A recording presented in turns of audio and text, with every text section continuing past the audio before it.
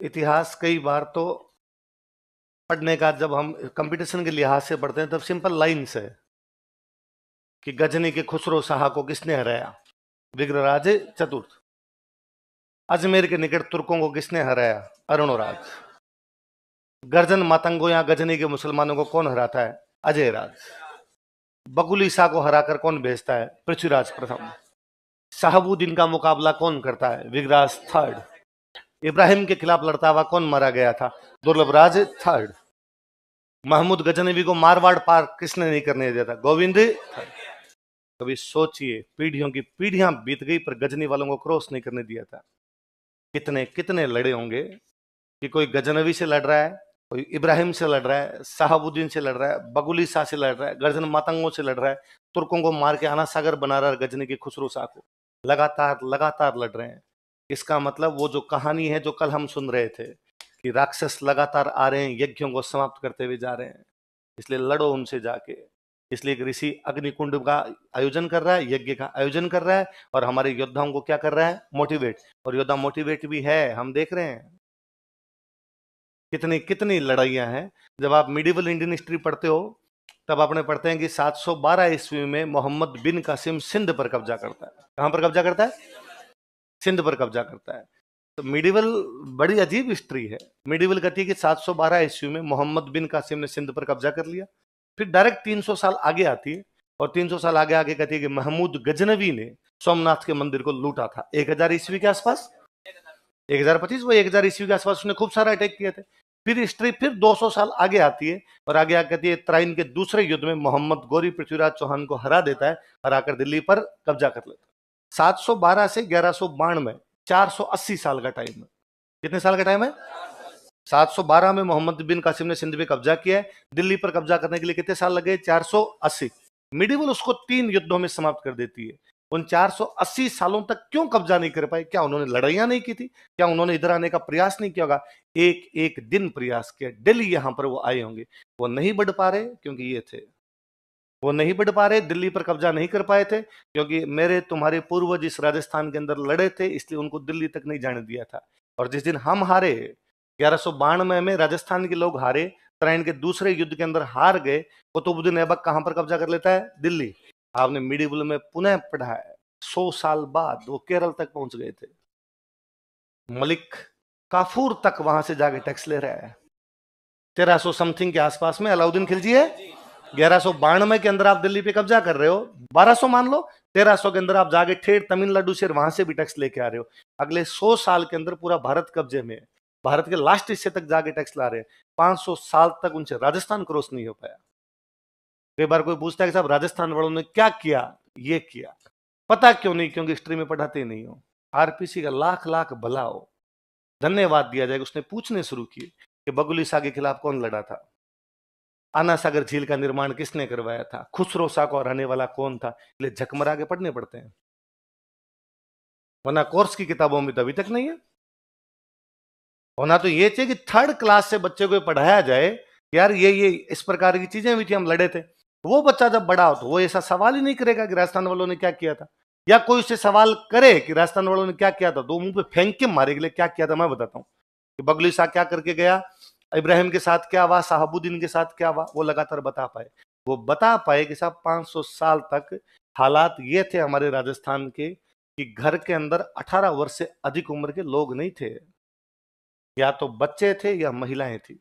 तब मुझे राजस्थान की महिलाओं को यूं नतमस्तक होने का जीव करता है कि 500 साल तक जब सारे के सारे पुरुष लड़ रहे थे, उन्होंने परिवार कैसे संभाले होंगे, खेती का काम, घर का काम सारे कैसे किए होंगे। और न केवल काम करने बल्कि प्रत्येक अगली पीढ़ी को तैयार करना। वापस हमारी धरती का इंच इंच जाना नहीं चाहिए, वो वापस लिया जाएगा, हमारे पास रहना चाहिए सारा का सारा। तब को सूर्यमल मिश्र लिख के गए थे कि माँ जब बच्चे को पालने में झुलाती है तब भी कहती है कि मर जाना लेकिन अपनी जमीन किसी को देना। इसलिए हम 3rd क्लास से सुनते हैं कि इलान देनी आपनी न हालरियो हुलराए, कोई पूत सिखाने पालने मरण बढ़ाई। राजस्थान का इतिहास इतिहास नहीं है, रक्त रंजित है, खून पिया इस धरती ने, इसलिए बारिश की आवश्यकता महसूस नहीं हुई कभी। इसलिए शंकरदान सामोर एक राइटर हुए अपने, वो शंकरदान सामोर कहते हैं कि बादल जब हमारे ऊपर से गुजरते हैं ना, कि भाई राजस्थान में वर्षा कम क्यों होती, तो किसी कवि ने कहा कि बादल जब हमारे ऊपर से गुजरते हैं तो उनको लगता है कि यार इस धरती पे भी पानी बरसाया जाए, फिर बादल को मन ही मन शर्म आती है, इस धरती ने खून पी रखा है, पानी से काहे प्यास बुझ जाएगी इसकी।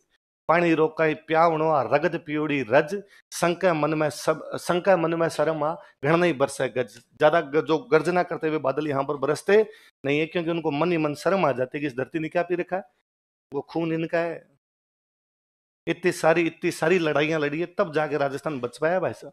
तब जाके कोई 500 साल तक यज्ञों को, मंदिरों को, मूर्तियों को, गायों को, महिलाओं को बचा पाए थे। संस्कृतियों की, देशों की, सभ्यताओं की रक्षा करने के लिए मरना पड़ता है। डांगर न घिरे दकल्या जब लाठियां खेत रुखाली जाए। पशु यदि धमकाने से बाहर नहीं निकले तब लठ उठाने पड़ते हैं। तो लोग आगे कहते थे शांति प्रिय देश है। काहे शांति प्रिय साहब? शांति होती तो बाद में कुछ जरूरत ही नहीं थी। शांति नहीं थी, बाकायदा लड़ाइयां हो रही थी, हमारे वाले लड़े थे, मरे थे, भिड़े थे, तब जाके तुम 500 साल तक बचे रहे।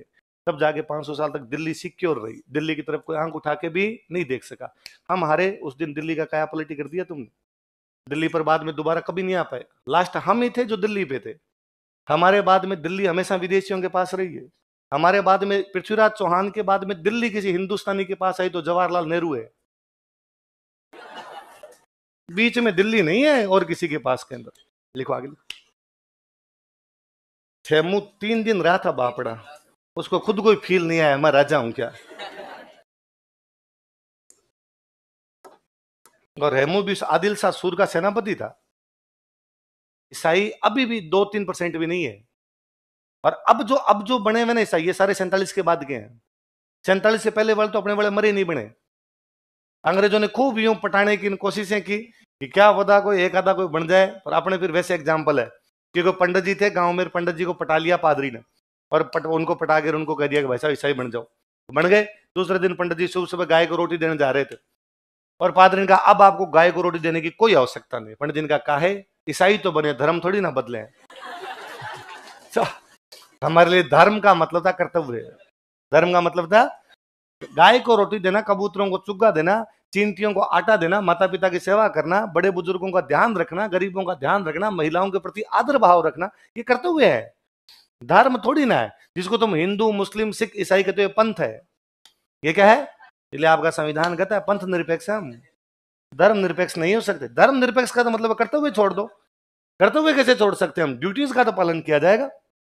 तो मतलब उसमें औरंगजेब चाहता है कि सारे राजाओं को, यदि मैं राजाओं को सबको मुसलमान बना दूं तो जनता अपने आप ही क्या बन जाएगी? मुसलमान। ये था राजा।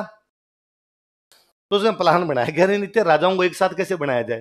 तो उसने कहा इनमें एक मान्यता है, ये कहीं ना कहीं ऐसा सोचते हैं कि अटक के पार जो जाता है उनका धर्म क्या हो जाता है? भ्रष्ट। यदि इनको अटक पार करवा दें तो इनमें से कई तो वैसे डिमोरलाइज होके बन जाएंगे। यार अटक पार चले गए, अब तो वैसे धर्म भ्रष्ट हो गया, उधर वाला भ्रष्ट हो गया, वो दुकानदारी बंद, तो दूसरी दुकान के सामान तो खरीदे, इधर आ जाएंगे। तो औरंगजेब अटक के पास लेके जाता कि इनको क्रॉस करवाता हूँ। वहां बीकानेर का राजा है कर्ण सिंह। कौन राजा है?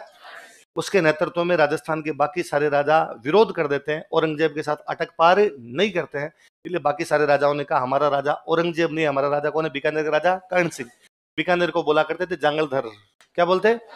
जांगल की धरती है। इसलिए उस कर्ण सिंह को उपाधि मिली जांगलधर बादशाह। क्या उपाधि मिली? क्योंकि उसने क्या नहीं क्रॉस करने दी। कितने पीढ़ियों तक यार अपने लोगों को एक ही बात याद रही कि हमारी बाउंड्री कौन सी है? अटक। अब इसके दूसरे एग्जांपल अपने कहते क्या अपने वालों ने अटैक क्रॉस नहीं की? मान सिंह अफगानिस्तान पे कब्जा करता है। अकबर ने मान सिंह को भेजा था, तो मान सिंह जब अफगानिस्तान गया तो अटक नदी के पास में जाके सैनिकों ने मना कर दिया। उनका तू होगा अकबर का सेनापति, तू कर ले क्रॉस, हमारे तो भाई साहब धर्म भ्रष्ट हो जाए, हम तो आज जाए कल जाए।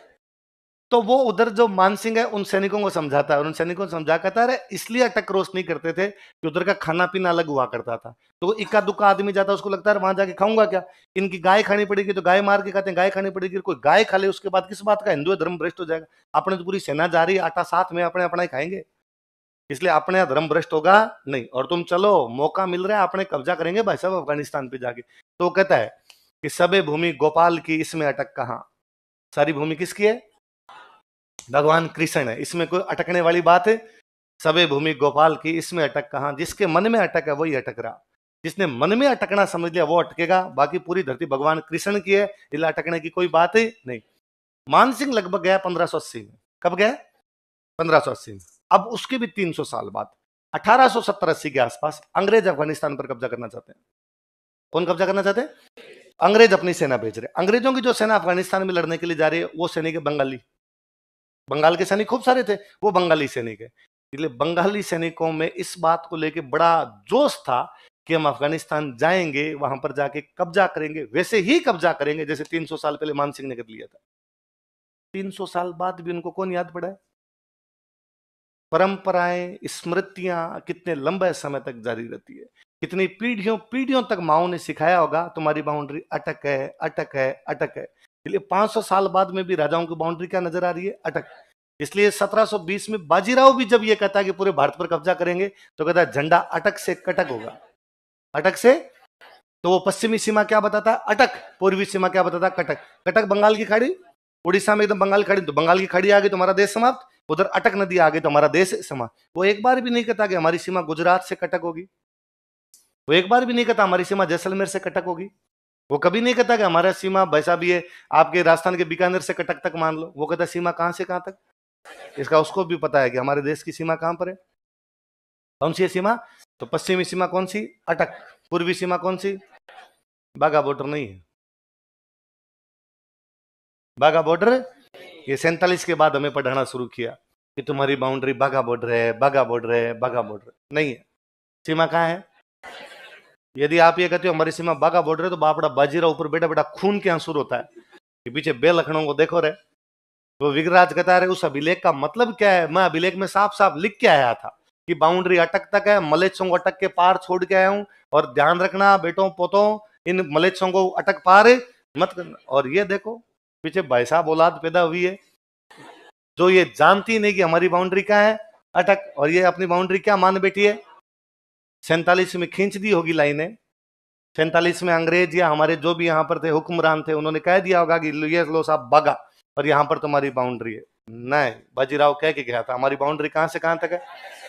अटक से कटक। विग्रराज का शिवालिक अभिलेख चिक चिक के कहता है कि मलेच्छों को किसके पार भगाया था? अटक के। मैंने शायद पहले बताई होगी ये बात को भी। मैं कोरोना में फ्री बैठा था, निकमा ही बैठा। मैं अब मोबाइल पे क्या करे तो कोई पढ़ने लिखने वाली चीज देखूं और तो मैं क्या करूं? तो क्रिकेट का खूब शौक है मुझे, तो मैं क्रिकेट की वीडियो देखता सारा दिन बैठा बैठा। तो शोएब अख्तर की खूब सारी वीडियो देख ली और वो भारत की तारीफें करता भी है। अपने को थोड़े भले भी लगते हैं, भारत की तारीफ करता है तो अपना वापस देख लेते हैं। और फिर यूट्यूब ये कहता है कि एक बार आपने दी 3 वीडियो देख लिए फिर वो दिखाता है ना, उसके बाद आप देखते नहीं है, फिर वो ही आ रहा है आपकी उस फीड के अंदर आई वो रहा था, आप क्या करोगे? तो मेरे कई बार कोई आ कहता है सर मैं रेगुलर आपके वीडियो देखता हूं। तू देखता नहीं, यूट्यूब दिखाता है।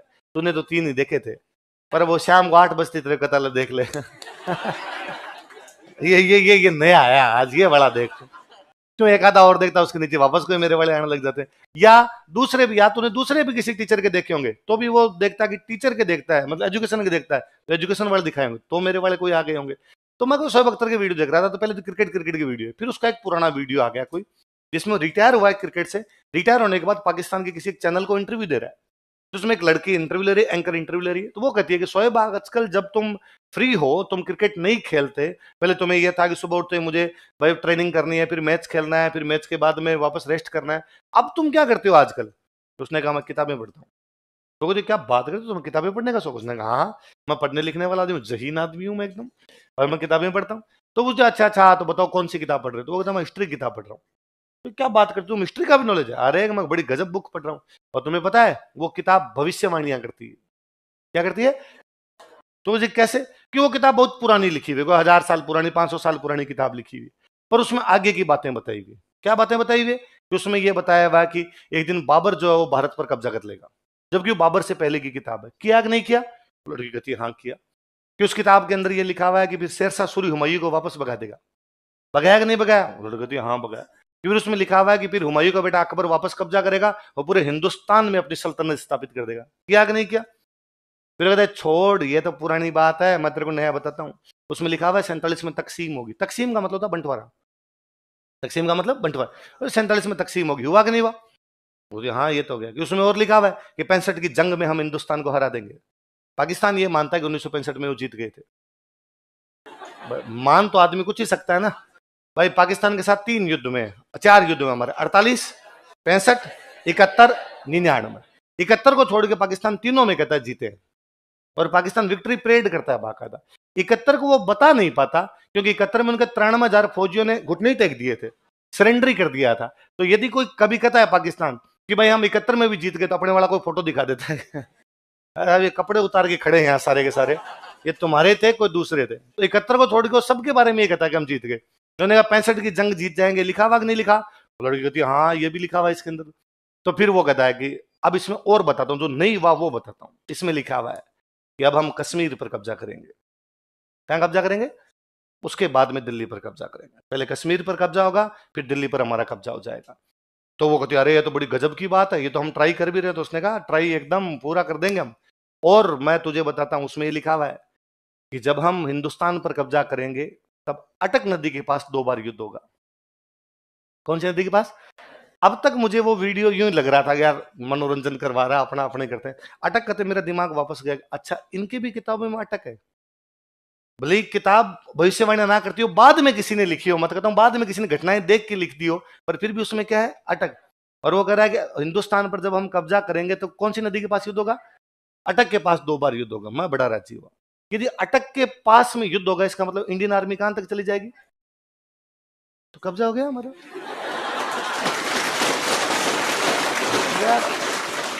ये राइटर बहुत अच्छी बात लिख के गया। गौरव सोएब अख्तर दे कहता कि अटक का दरिया 2 बार खून में बह जाएगा। दरिया मतलब नदी, 2 बार खून में बहेगा, मतलब 2 बार वहां पर क्या होगा? और वो लड़ी कहती इंशाअल्लाह। मैंने वापस कहा आमीन। ऐसा ही हो। हम यदि जीवन में ये दिन देख पाए, उससे अच्छा क्या हो कि मरने से पहले जब आंखें बंद हो, उससे पहले एक बार वापस बाजीराव को थैंक यू बोल पाए कि हमारी बाउंड्री कहां से कहां तक, अटक से कटक। तो मैं चाहता हूं वो भविष्यवाणियां तमाम सच्ची हो, और यदि मेरे जीवन में ना हो तो मेरे अगले जो वंशज हैं उनके जीवन में 2 पीढ़ी, 3 पीढ़ी, 4 पीढ़ी, 5 पीढ़ी, जब भी हो, पर सपना कभी ना कभी पूरा हो। क्योंकि बेर और कर्जा सपूत चुकाते हैं। क्या को 2 चीजें? यदि बाप पर कोई कर्जा था तो यदि बेटा सपूत है तो चुकाएगा। ये नहीं कि बाप का कर्जा मांगने के लिए कोई आ रहा है, उसने कहा बाप तो मर गया ऊपर जाके लिया, मैं तो आज दूं कल दूं, मैं लाया था क्या पैसे? बाप लाया था। नहीं, वो कहेगा भाई साहब पाई पाई चुकाएंगे, भले मैं किडनी बेच दूंगा पर तुम्हारे पैसे तो देंगे। यही है, मैं मेरे घर बेच दूं, मेरे ये बेच दूं, पर बाप के नाम पर कर्जा किसी प्रकार का लेना नहीं। ऐसे बाप पर कोई बेर हो तो भी कौन चुकाए? हम पिछली 3 पीढ़ियां कपूत है, जिन्होंने बॉर्डर क्या मानना शुरू कर दिया, बागा। आगे आने वाली पीढ़ियां अपने बेटों की, पोतों की, पड़पोतों की, कोई ना कोई सपूत आएगी, वापस अटक के दरिया को कितनी बार खून में रंग देगी। तो अटक के दरिये के पार भगा दिया है, कौन सा अभिलेख लिखता है? इस पे आओ, असली बात यह है। कौन से अभिलेख में लिखा?